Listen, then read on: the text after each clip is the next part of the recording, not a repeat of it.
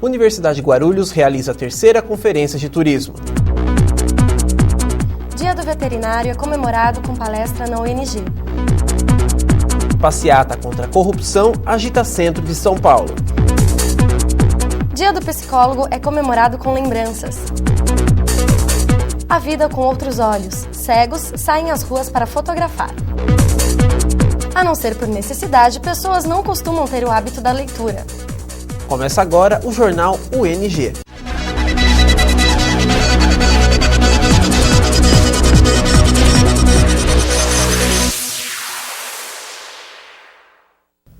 A terceira Conferência de Turismo, realizada no Campus Centro da UNG, discutiu o futuro do turismo de negócios para o município de Guarulhos. Cerca de 500 pessoas, entre estudantes, empresários e autoridades públicas, compareceram ao auditório da Universidade de Guarulhos para acompanhar a terceira Conferência de Turismo do município. A Universidade de Guarulhos recebe hoje a terceira Conferência de Turismo, que tem como objetivo discutir os planos de futuro para turismo e negócios. Com a coordenação da Secretaria de Turismo e apoio das entidades como Universidade de Guarulhos, Convention Boreal, Contour, Sebrae, Associação Comercial e Empresarial e da Infraero, a conferência discutiu o futuro na área de turismo de negócios. Para o diretor da Secretaria de Turismo de Guarulhos, Adam Cubo, a realização tem uma grande importância, tanto para a cidade quanto para o setor. A terceira Conferência de Turismo é importante porque ela busca fomentar as discussões acerca da vocação do turismo na cidade de Guarulhos, que é o turismo de negócios. Então, o nosso objetivo é nós criarmos um ambiente propício para essas discussões.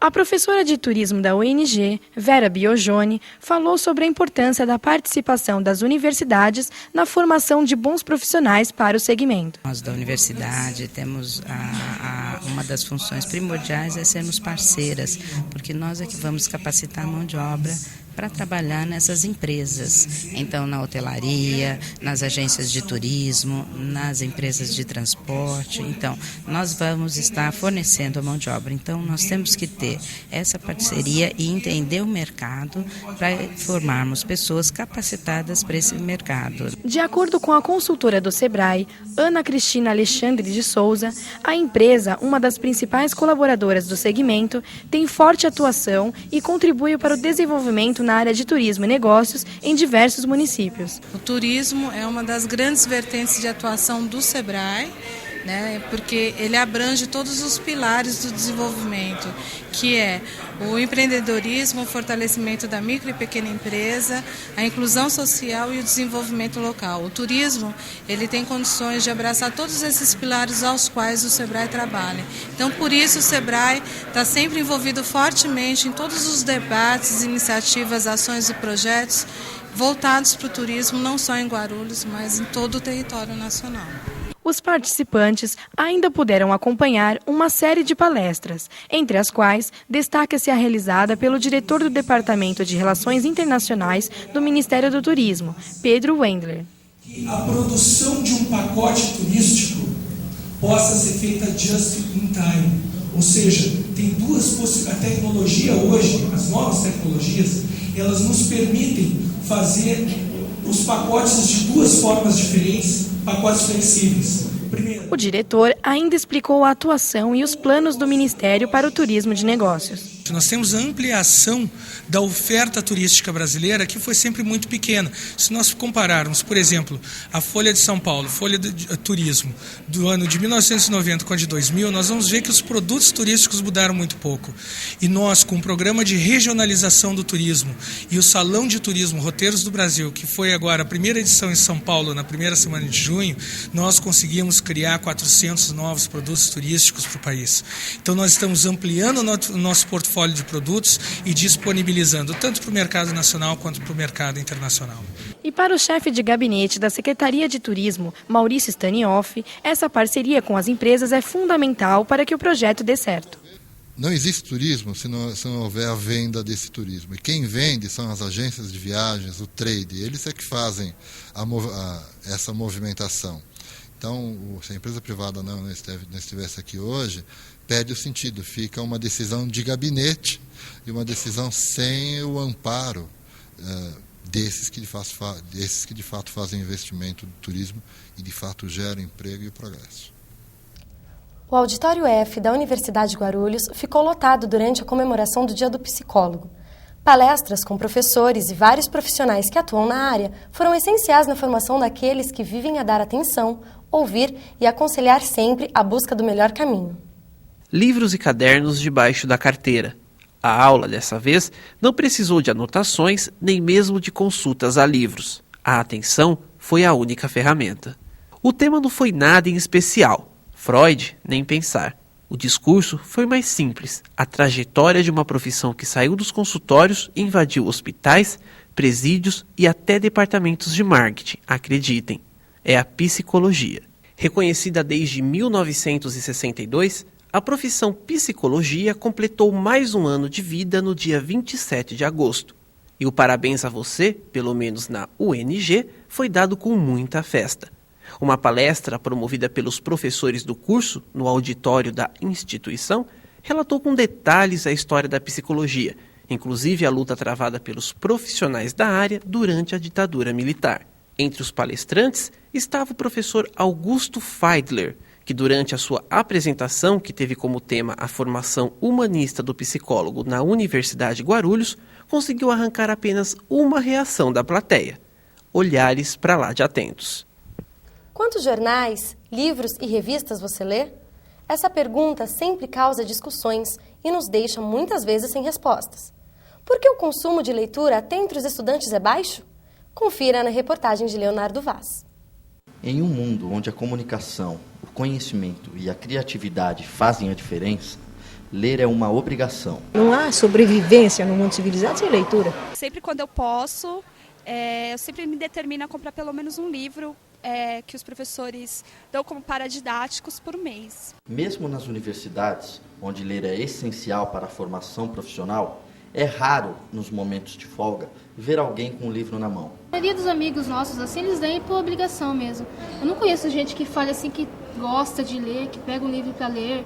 Às vezes até numa semana que não precisa ler nada e vai lá na biblioteca pegar um livro por prazer. Você não tem o costume de ler, você passa a ler por indução, porque estão mandando você ler. Quando questionados, a maioria dos alunos falam que leem. Você dá conta de todos os livros que eles passam para você? Eu dou conta. Mas alguns acabam admitindo o contrário. Eles já pediram mais que isso, mas eu não li todos.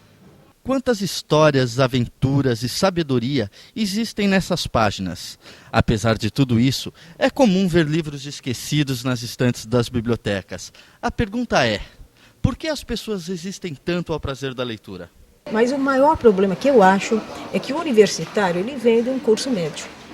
E o problema está lá. Ele já vem com essa deficiência. Chegam na universidade, não que eles não tenham sido preparados para a leitura, eles chegam basicamente assim com uma visão superficial de leitura. Palavras que passam de ter 4, 5 sílabas, para eles é difícil ler.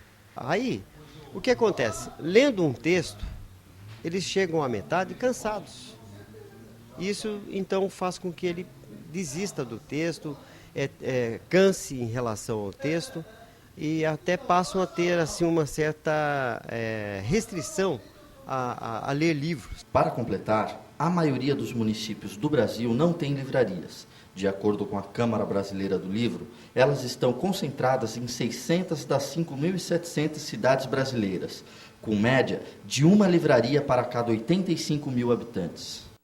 O curso de matemática da Universidade de Guarulhos foi representado pela professora e diretora do curso, Cristiana Coppe de Oliveira, e pelo professor Valdir Rodrigues no 5º Congresso Ibero-Americano de Educação Matemática, CIBEM, realizado na Universidade do Porto, em Portugal.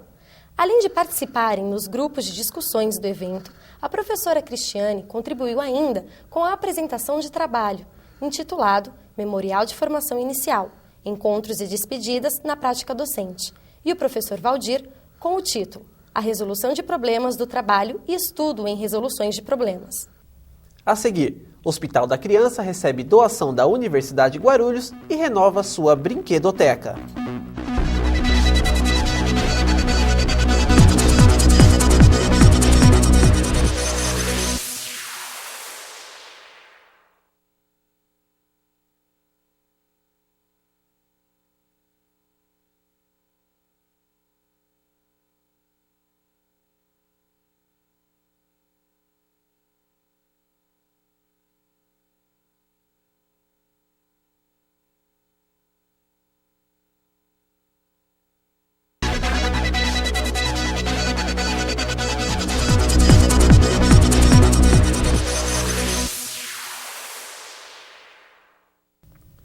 Seguindo os mesmos passos do fotógrafo Ivan Becker, que é deficiente visual, um grupo com a mesma deficiência foi até a Avenida Paulista para clicar e viver a mesma emoção. O fato chamou a atenção pela descontração do grupo, que mostrou, acima de tudo, que as dificuldades e preconceitos devem ser superadas. Para isso, basta ter força de vontade. A reportagem é de Adriana Soma. Alegria e descontração não faltaram para este grupo de cegos que vieram até a Avenida Paulista tirar fotografias. Seu Jorge, de 60 anos, não enxergava nada desde os 9. Dona Eva possui apenas 20% da visão. Como que o senhor ficou cego? Uma picada de cobra na minha cabeça, quando eu tinha 9 anos de idade. A equipe não estava só. Eles tiveram o auxílio de um professor de fotografia. Mas aqui então tá no sentido correto aqui. Tá, então, porque senão você, quando você se afasta, você pega só uma tirinha. Né? Por ser uma arte visual, pode parecer estranho pessoas que não enxergam saírem por aí fotografando, mas os cegos têm muitas outras maneiras de ver. Agora meus olhos são minhas mãos. A sensibilidade e o toque são os principais recursos utilizados por eles nessa nova experiência. Então vamos apalpar. Quem quiser apalpar, apalpa comigo então, que eu vou apalpar. A atividade, que tinha um tom de brincadeira, foi levada a sério e as dificuldades começaram a aparecer. Mas será que eu estou pegando ela? Na hora que eu peguei a maquininha para tirar o do pombinho que estava ali, né? Só que é bem da verdade, quando eu bati com ele não tinha mais pombinho. Eu não sei se ele estava ou ele foi embora, porque eu não consegui mais ver o pombinho. Mas a alegria e a perseverança prevaleceram e os obstáculos foram superados. Te peguei, pomba! Márcia, uma jovem de 21 anos, tirava fotografias antes de ficar parcialmente cega. Ela só tem 5% de visão. Agora, ela pode reviver esse prazer. Um modo que eu tenho de me libertar. Muitos horizontes podem se abrir depois desse dia, mas no momento das fotografias, o que mais se abriram foram os sorrisos. Chorei muito, agora não vou chorar mais não. Eu só vou rir. Não tem empecilho. O empecilho quem coloca é o próprio deficiente visual. Porque a gente não enxerga para saber como é as fotos, mas quem enxerga está vendo.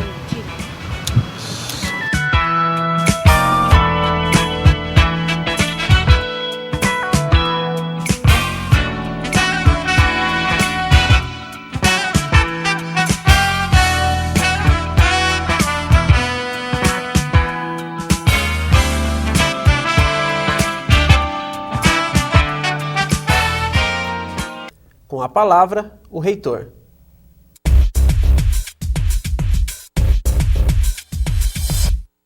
Caro telespectador e cara telespectadora, hoje, na qualidade de reitor da Universidade de Guarulhos, gostaria de trazer ao conhecimento dos senhores e das senhoras o trabalho que a universidade vem realizando no sentido de aperfeiçoar cada vez mais o seu corpo docente através do Fórum Permanente de Educação UNG. Este Fórum Permanente tem reunido cerca de 1.000 a 1.200 pessoas, inclusive 80% dos nossos professores, para debater, junto com grandes nomes da educação nacional, temas da mais alta importância para o ensino. Proximamente, no dia 22 de setembro, estaremos recebendo o Dr. Elgio Trindade, o presidente do CONAS, da Comissão Nacional de Avaliação do Ensino Superior, ex-reitor da Universidade Federal do Rio Grande do Sul e atualmente liderando todo o processo de avaliação das instituições de ensino superior no Brasil. Aqui estará conosco, realizando 2 encontros, o primeiro com gestores, com os diretores de curso, com gestores das diferentes áreas e, em seguida, um encontro com o nosso corpo docente para tratar precisamente do tema sobre avaliação da instituição, avaliação do ensino, hoje fenômeno importantíssimo para podermos sempre melhorar mais a qualidade do nosso ensino. É isso que eu tinha para hoje. Saúdo a todos novamente e muito obrigado por assistir-nos. Atleta guarulhense treinada pelo professor da Universidade de Guarulhos, Neilton Moura, ganha o ouro no Sul-Americano de Atletismo. A competição, que é disputada desde 1919, teve como destaque a atleta Joana Ribeiro da Costa, que conquistou a medalha de ouro no salto com vara, atingindo a excelente marca de 4,20 metros. Joana tinha 11 anos quando começou a treinar com o professor Neilton, do curso de Educação Física da UNG. Profissão sonhada por todos que amam os bichos, os veterinários têm sua atuação condicionada não apenas ao sentimento, mas também à vocação e à conduta ética. Reconhecida como profissão desde 1933, a veterinária é uma espécie de sonho para milhares de pessoas que se derretem só de ver um animal. Para quem já curte o sonho, os alunos, a UNG ofereceu palestras como forma de homenagear o Dia do Veterinário, que jura um amor incondicional pela profissão. É muito gratificante você atender um animal e conseguir resolver o problema dele, aquilo que ele está sentindo, né? Aquela doença, aquela patologia. É a parte mais gratificante da profissão. Um animal entrar doente e você consegue, através dos sinais que ele está apresentando, você consegue melhorar a condição dele, dar uma condição melhor para aquele animal. É muito importante e é muito gostoso isso. Mas como nem tudo na vida, principalmente na de um profissional, é amor, colocar em prática aquilo que se jura no momento de uma formatura também é preciso.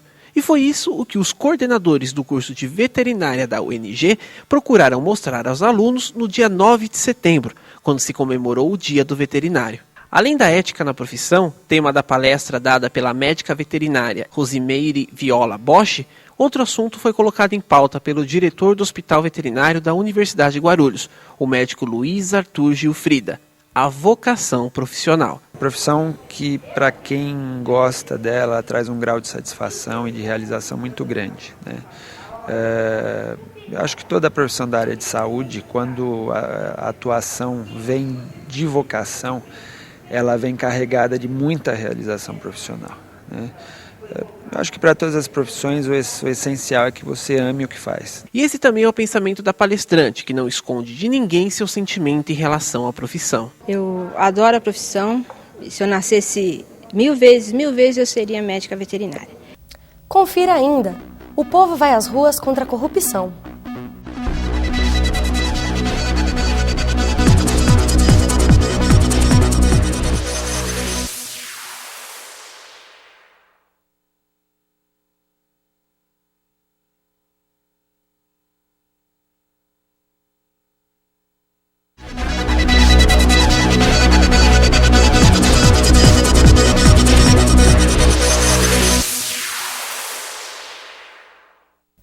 Na véspera do feriado de 7 de setembro, manifestantes uniram forças e saíram às ruas para mostrar sua insatisfação contra a corrupção no atual governo.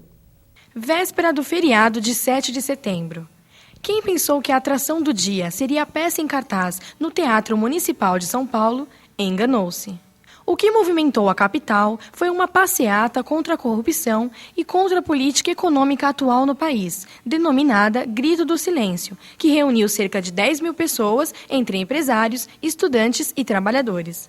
Entre diversos sindicatos e entidades, a organização do movimento integrou a Associação Comercial de São Paulo, Ordem dos Advogados do Brasil, Força Sindical, Confederação Geral dos Trabalhadores, entre outras. A estátua do Padre Anchieta, localizada na Praça da Sé, foi cenário para o início da caminhada, que deu continuidade à passeata realizada no mês de agosto. Mais uma vez, a manifestação levou milhares de pessoas indignadas a percorrer as ruas Boa Vista e Líbero Badaró, além do Viaduto do Chá. Esse movimento foi realmente para ver que a sociedade está se juntando para que o mais rápido possível resolva o problema das CPIs, que elas sejam mais agilizadas, punir os corruptos e os corruptores, para o país voltar a andar. A movimentação que aconteceu no coração de São Paulo atraiu muitos curiosos e adeptos à ideologia. Trabalhadores pararam seus afazeres para acompanhar da janela a caminhada. Já outros continuaram seu trabalho aproveitando o movimento nas ruas. Alguns manifestantes expuseram sua revolta, caracterizados de presos e até mesmo como sósia do presidente Lula. Teve até um poema contra a corrupção, criado pelo escritor e compositor Nivaldo da Mata. É mensalão, é doação, corrupção, e o povão fica na mão. E o pobre em desespero, tanta mala com dinheiro, e tanto mala com dinheiro, e nada vem para sua mão. E nem a chuva diminuiu a disposição dos manifestantes. Muitos continuaram firmes em seus objetivos. E aproveitando o momento, o presidente da Força Sindical, Paulo Pereira da Silva, o Paulinho, justificou a chegada da chuva. O mais importante é que as pessoas foram às ruas conscientes do que está acontecendo no governo e com opinião formada sobre a crise. É isso que vai poder transformar não só o envolvimento dos partidos políticos, mas da sociedade como um todo. Além da população, os políticos também expuseram suas opiniões. Quero ficar com o julgamento da rua, que é mais duro. A gente não temos tendo paciência para esse tipo de gente. Eu só acredito em mudança transformadora, libertária, com o povo na rua. E principalmente se tiver a presença de estudantes. Sem eles, nada é possível. O presidente da OAB de São Paulo, Luiz Flávio Borges Durso, disse que a caminhada contra a corrupção trata-se da demonstração de indignação da população. A nossa preocupação hoje aqui não é uma manifestação contra o governo, é contra todos aqueles que tiveram um comportamento corrupto, contra todos aqueles que têm um comportamento antiético, traindo a confiança da nação brasileira. Além de bandeiras com mensagens de indignação, as pessoas presentes puderam observar quanto a população já pagou de impostos até o momento, através de um impostômetro instalado no prédio da Associação Comercial de São Paulo. O aparelho chegou a registrar mais de 500 bilhões de reais arrecadados pelo governo. O ato encerrou-se em frente ao Teatro Municipal, tomando conta da escadaria do patrimônio histórico pelas principais autoridades, onde foi lido o Manifesto da Nação Brasileira pelo presidente da OAB. Por isso a sociedade brasileira espera das CPIs, no plenário da Câmara dos Deputados, no Ministério Público e da Polícia Federal, que todos os crimes sejam desvendados e os criminosos processados e punidos com rigor nos termos da lei.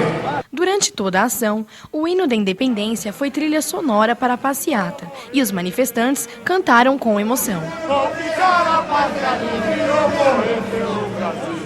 E para finalizar, cantaram juntos o hino nacional, mostrando que a esperança pela sua pátria ainda não morreu. Entre outras mil és tu, Brasil, ó pátria amada, dos filhos desse sol és mãe gentil, pátria amada, Brasil.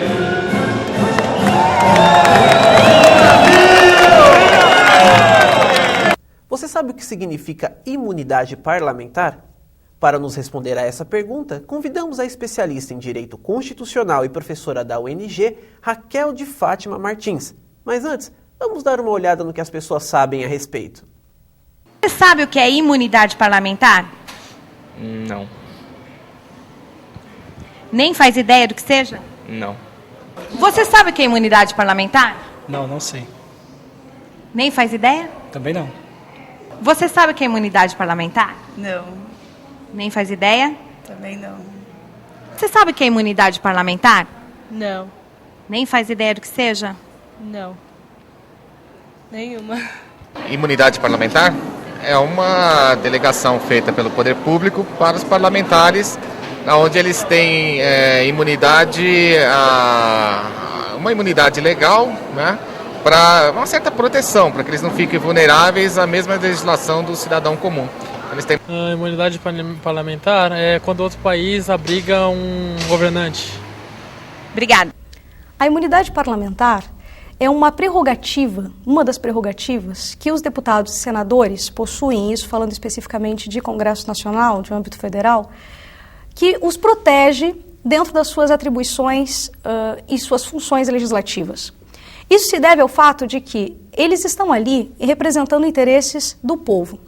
E, nesse sentido, há uma necessidade de fazer com que eles tenham liberdade de poder agir sem ser reprimidos nas suas palavras, nas suas opiniões. Em especial, o artigo 53 da Constituição Federal prevê a seguinte regra: os deputados e senadores são invioláveis, civil e penalmente, por quaisquer de suas opiniões, palavras e votos. Essa é a chamada imunidade material. Significa que, apesar do crime, de um possível crime cometido no que diz respeito a uma espécie de calúnia, injúria ou difamação, o deputado ou senador fica isento, ileso, né, da resposta a esse possível crime. Já o artigo 53, parágrafo 2º, prevê um outro tipo de imunidade, que essa sim já seria imunidade formal. Prevê a seguinte regra: desde a expedição do diploma, os membros do Congresso Nacional não poderão ser presos, salvo em flagrante de crime inafiançável. Neste caso, os autos serão remetidos dentro de 24 horas à casa respectiva, para que, pelo voto da maioria de seus membros, resolva sobre a prisão. Essa imunidade formal diz respeito ao fato de que, apesar do crime ter acontecido, o deputado ou o senador não vai responder por este crime, não vai ser preso, a não ser que a casa delibere a respeito da sua situação. Isso porque sua função de deputado ou de senador pertence muito mais do que a ele ao próprio povo. Assim sendo, a casa seria então a responsável por decidir se de fato ele deve permanecer no cargo ou não, podendo inclusive decidir que ele deve permanecer apesar das provas, no sentido de que ele de fato incorreu em algum tipo de crime, por exemplo, no caso de flagrante. Contudo, o que a gente verifica é que, apesar de muito se discutir que a imunidade parlamentar seria uma prerrogativa exacerbada, exagerada, e que aqueles que são políticos e detêm a imunidade parlamentar podem muitas vezes incorrer em crimes sem precisar responder por eles, a grande vantagem dela é que, por trás disso, existe a ideia mesmo de democracia. Sem a imunidade parlamentar, os deputados ficariam muito à mercê de uma série de impossibilidades de atuação fática, concreta das suas funções.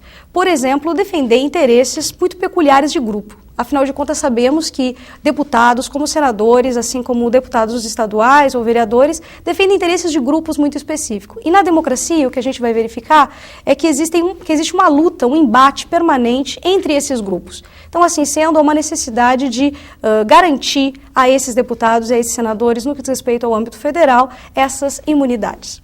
De 0 a 10, que nota você atribui ao governo Lula? Para saber a resposta, o jornal UNG foi às ruas. 0. Por quê? Porque o Lula, ele começou a sua campanha como homem do povo, só que assim, todo mundo acreditou, eu inclusive votei nele, só que eu acho que todo mundo se enganou. 10. 10? É. Por quê? Porque pra mim não entrou outro igual, a não ser ele. O Lula quer endireitar esse país, mas os cambalacheiros que tem lá não tá só querendo atrapalhar ele. Se o senhor tivesse que classificar, que nota o senhor daria pro governo Lula? Eu dava 10, que ele quer ver o pessoal bem, né? Mas tem os do lado dele que não tá querendo isso, né? Eu acho que eu dou 4. Por quê? Porque ele tá encobrindo muita coisa do povo aí, deveria ajudar a desvendar esse mistério todo que tá aí. Agora, o comentário da semana. Eu escolhi um texto para falar para vocês nesta semana que eu gostaria de ler. Não é meu forte ler as coisas, eu falo muito de improviso, né? Leio pouco as questões, falo mais de coração e aquilo que me vem na mente diante da abordagem do assunto, mas achei oportuno este texto. Estamos perdidos há muito tempo. O país perdeu a inteligência e a consciência moral. Os costumes estão dissolvidos, as consciências em debandada, os caracteres corrompidos. A prática da vida tem por única direção a conivência e a conveniência. Não há princípio que não seja desmentido, não há instituição que não seja escarnecida. Ninguém se respeita. Não há nenhuma solidariedade entre os cidadãos. Ninguém crê na honestidade dos homens públicos, alguns agiotas felizes exploram. A classe média abate-se progressivamente da imbecilidade e da inércia. O povo está na miséria, os serviços públicos são abandonados a uma rotina dormente. O Estado é considerado uma ação fiscal como um ladrão e tratado como um inimigo. O Estado só pensa em tomar, não pensa em dar. A certeza desse rebaixamento invadiu todas as consciências. Diz-se, por toda parte, que o país está perdido. Pois é. Parece que esse texto foi escrito ontem, não é? Essa é a surpresa que eu tenho para vocês. Esse texto foi publicado nos jornais da época, no ano de 1871, pelo brilhante diplomata e escritor português Eça de Queiroz, que dentre tantas obras consagradas, escreveu Primo Brasílio, o Crime de Padre Amaro. Então vocês vejam, este é um texto de 1871, 134 anos atrás. Era o que se falava. Que esperança pode se ter no passado? O que vocês querem pensar mais? Rasguem tudo, pensem no futuro. Escrevam novas cartas. Tenham coragem. Inovem. Façam coisas novas. Pensem novo. Não copiem ninguém. Copiar não vai prestar. Creiam no seu coração. Acreditem nas suas famílias. E olhem para frente. Pensem no futuro. Pensem no novo. Coração de vocês, visão de vocês. É disso que a nação precisa. Um abraço e boa semana. Termina aqui o Jornal UNG. Até mais.